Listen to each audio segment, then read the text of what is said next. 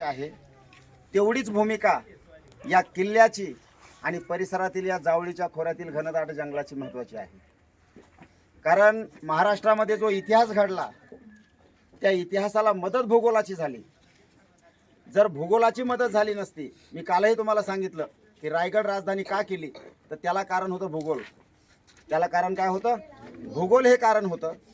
कारण उत्तरेकडून येणारी जी संकट आहेत ती सहजासहजी कोकणामध्ये पोहोचू शकत नाहीत. आणि त्या काळामध्ये दळणवळणाची कुठलीही गतिशील साधनं उपलब्ध नव्हती. त्यामुळं पायदळ जास्त असायचं आणि म्हणून हे कोकणातले जे किल्ले आहेत हे सुरक्षेच्या दृष्टिकोनातून सगळ्यात महत्त्वाचे होते. इकडं आपण आता महाडहून आलेलो आहोत.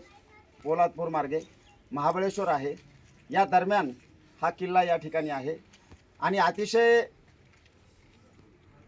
सजलेला निसर्ग जैवविविधतेने आपल्याला याच्या आजूबाजूला दिसतोय. 10 नोव्हेंबर 1659ला छत्रपती शिवाजी महाराजांनी अफजल खानाचा वध या ठिकाणी केला. तो दिवस शिवप्रताप दिन म्हणून साजरा केला जातो आणि तेव्हापासून या किल्ल्याला प्रतापगड असं म्हटलं जातं. इतिहासातील सगळ्यात महत्त्वाची घटना होती ती.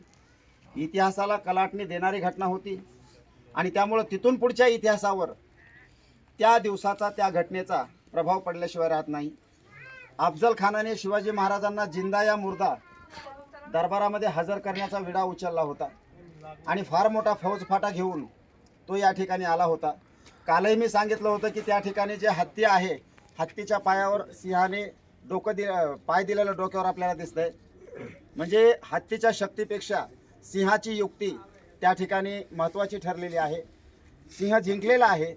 त्याचंच प्रतीक आपल्याला या ठिकाणचा जो घटनाक्रम आहे 10 नोव्हेंबरचा त्यावरून लक्षात येतं. अफजल खान बलाढ्य होता, त्याचं सैन्य बलाढ्य होतं, त्याचा तोफखाना असेल, दारुगोळा असेल, हे सगळं बलाढ्य होतं. पण ते सगळं पराभूत झालं. छत्रपती शिवाजी महाराजांच्या गनिमे काव्यापुढं ते टिकलं नाही. अफजल खानाला प्रतापगडाच्या पायथ्याशी यायला भाग पाडलं आणि हे जावळीचं जे खोरं आहे हे आज आपण पाहतो याच्यापेक्षा कितीतरी घनदाट त्या काळामध्ये असेल.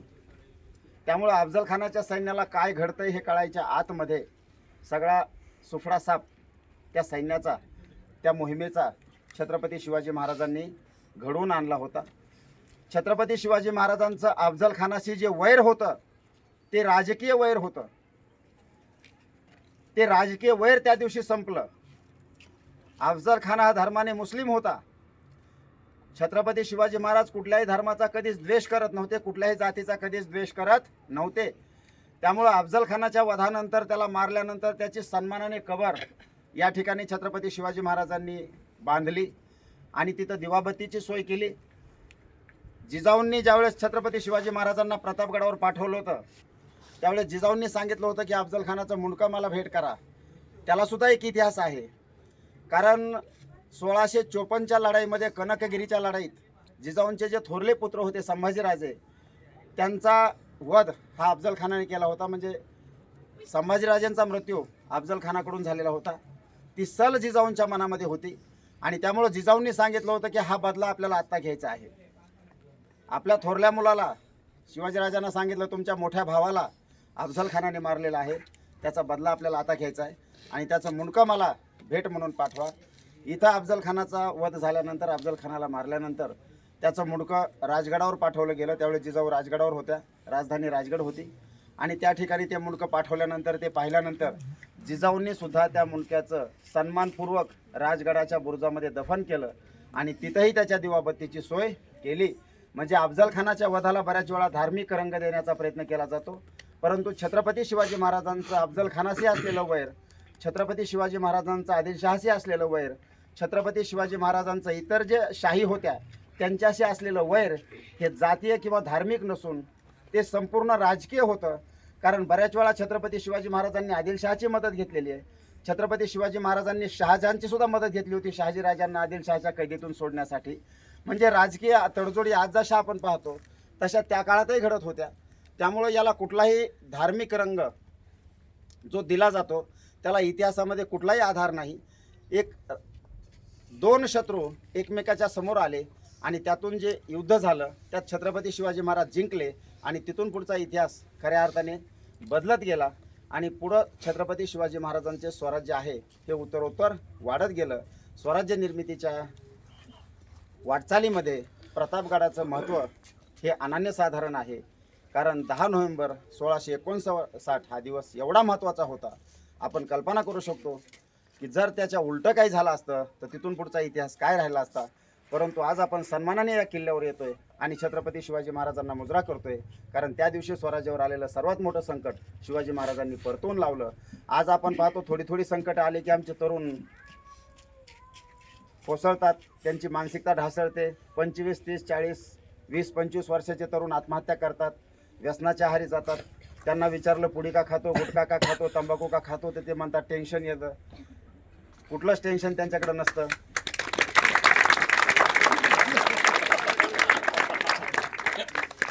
वास्तव हे 15, 20, 25, 30 वर्षाची पोरं काय म्हणतात, टेन्शन येतं. काय टेन्शन आहे मला सांगा ना. तुम्ही कल्पना करा, तुम्ही काय करा, कल्पना करा थोडा वेळ, 1 मिनिट, की 1659चं जे वर्ष आहे नोव्हेंबर, म्हणजे जवळपास 6 महिने आधीपासून शिवाजी महाराजांची तयारी चालू होती. पूर्ण मोहीम कशी फत्ते करायची ह्याचं टोटल नियोजन अगोदर होतं. वेळ आल्यानंतर उभं राहणं हे शिवाजी महाराजांचं धोरण कधीच नव्हतं. वेळेच्या पूर्वीच त्यांची पूर्ण तयारी असायची. म्हणजे परीक्षेला जाताना जसं आपण तयारीला लागतो सकाळपासून, अपेक्षित कुठे आहे, गाईड कुठे आहे की नाही, तसं शिवाजी महाराजांचं नव्हतं. सगळी तयारी ही अगोदर होती. म्हणजे अफजल खानाबरोबर सैन्य किती येणार आहे, त्यातमध्ये घोडे किती असणार आहेत, त्यातमध्ये तोफा किती असणार आहे.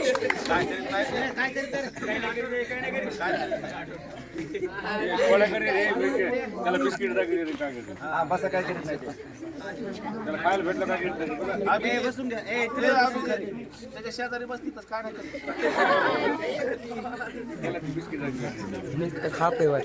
अफजल खानाच्या पूर्ण मोहिमेचं नियोजन अगोदर होतं. आणि लक्षात घ्या, टेन्शन हा जो प्रकार आहे याविषयी तुम्हाला मी 2 मिनिटांमध्ये फक्त सांगणार आहे. ज्यावेळेस छत्रपती शिवाजी महाराज राजगडावरून अफजल खानाचा सामना करण्यासाठी प्रतापगडाकडे निघाले, त्यावेळेस राजगडावरची परिस्थिती काय असेल. आपल्या भागामध्ये, परिसरामध्ये, समजा महाराष्ट्रामध्ये आज आपण ज्याला म्हणतो, एकाही संस्थानिकाला, एकाही वतनदाराला, एकाही जागीरदाराला असं वाटत नव्हतं की यातून आता शिवाजी महाराज वाचतील. ते म्हणायचे हा काय पोरासोराचा खेळ नाही, आता हे सगळं संपणार आहे. आपण आदिलशहाची मोगलाची चाकरी करतोय तेच बरोबर आहे, आपण शिवाजीच्या नादी नाही लागलो तेच आपली काय आहे, हुशारी आहे, असं त्यांना वाटायचं. हे सगळं संपलं. मावळ्यांना सुद्धा वाटायचं कधी कधी. पण शिवाजी महाराज सगळ्यांना आत्मविश्वास द्यायचे. आणि ज्यावेळेस शिवाजी महाराज इकडे निघाले त्यावेळेस शिवाजी महाराजांच्या महाराणी ज्या होत्या सईबाई, या आजारी होत्या. म्हणजे त्यांची वाटचाल मृत्यूच्या दिशेने चालू होती. शंभूराजांचं वय 2 वर्षाचं होतं. म्हणजे 2 वर्षाचं बाळ घरी आहे, पत्नी मृत्यूच्या दिशेने जाते आणि अफजल खान शिवाजी महाराजांच्या दिशेने येतोय.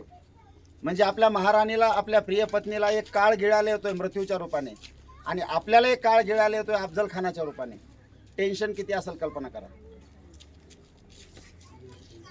सगळं स्वराज्य टेन्शनमध्ये होतं. पण टेन्शन घेऊन प्रश्न सुटत नाहीत यावर शिवाजी महाराजांचा प्रचंड विश्वास होता.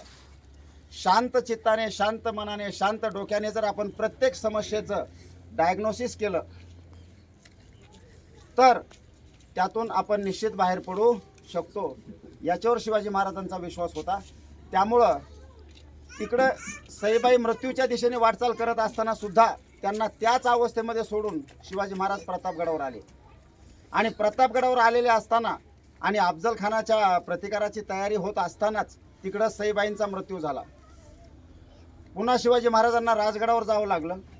तिथं सईबाईंचा अंत्यविधी केला आणि अंत्यविधी करून शिवाजी महाराज पुन्हा इकडं आले 2 वर्षाच्या बाळाला तिथं सोडून. एका बापाचं मन काय म्हणत असेल याची कल्पना आपण करू शकतो. छत्रपती शिवाजी महाराजांच्या जन्माच्या आधीपासून त्यांना टेन्शन होतं, ते मृत्यूपर्यंत होतं. संकटांनी त्यांची पाठ कधी सोडली नाही. तरी देखील संकटाला ते सामोरे गेले आणि त्या संकटाला सामोरे गेले म्हणून इतिहास घडला. जे संकटावर चालून जातात, आपल्याकडे असं म्हटलं जातं की द विक्ट्री विदाउट ट्रबल्स. आपण कुठलंही संकट न येता जर जीवन जगलो तर त्याला एक साधा विजय म्हणू शकतो आपण. पण अनेक संकटातून ज्यावेळेस आपण जीवन जगतो त्याला इतिहास असं म्हटलं जातं. तो इतिहास त्या ठिकाणी घडतो. तो 10 नोव्हेंबर 1659ला घडला. 56ला हा किल्ला बांधला, 1656ला. 1656 ते 1818 हा किल्ला आपल्या ताब्यामध्ये होता. 1818 ते 1857 भारतामध्ये ईस्ट इंडिया कंपनीचं राज्य होतं. त्या काळात हा किल्ला ईस्ट इंडिया कंपनीच्या ताब्यात होता. 1857चा एवढा मोठा उठाव भारतात झाला, तो ईस्ट इंडिया कंपनीला नियंत्रणात आणता आला नाही. त्यामुळे भारतातली ईस्ट इंडिया कंपनीची सत्ता ब्रिटिश पार्लमेंटने काढून घेतली आणि ती त्यांच्या ताब्यामध्ये गेली. तिथून पुढं 1857 ते 1947 हा किल्ला ब्रिटिश पार्लमेंटच्या म्हणजे ब्रिटिश इंडियाच्या ताब्यामध्ये होता.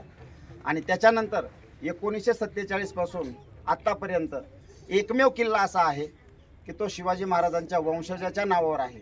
म्हणजे याचा सातबारा सातारचे उदयनराजे भोसले यांच्या नावाने आहे. शिखर शिंगणापूर आणि प्रतापगड हे दोनच असे ठिकाणं आहेत की त्याचा सातबारा भोसले घराण्याच्या नावावर आहे. असा किल्ला आहे. वरी गेल्यानंतर आपण मंदिर पाहणार आहेत. जिजाऊंचा वाडा आहे.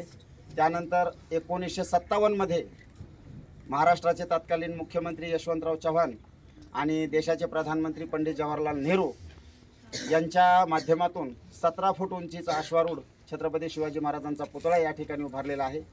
आणि बीडकरांसाठी विशेष बाब म्हणजे बीडचा पुतळा आणि इथला पुतळा आपल्याला 100% साम्य त्या ठिकाणी दिसणार आहे. एकाच कारागिराच्या माध्यमातून हे पुतळे निर्माण केलेले आहेत. असा हा प्रतापगडाचा इतिहास आहे. आता आपण चौकडून फिरून येऊ आणि वरी गेल्यानंतर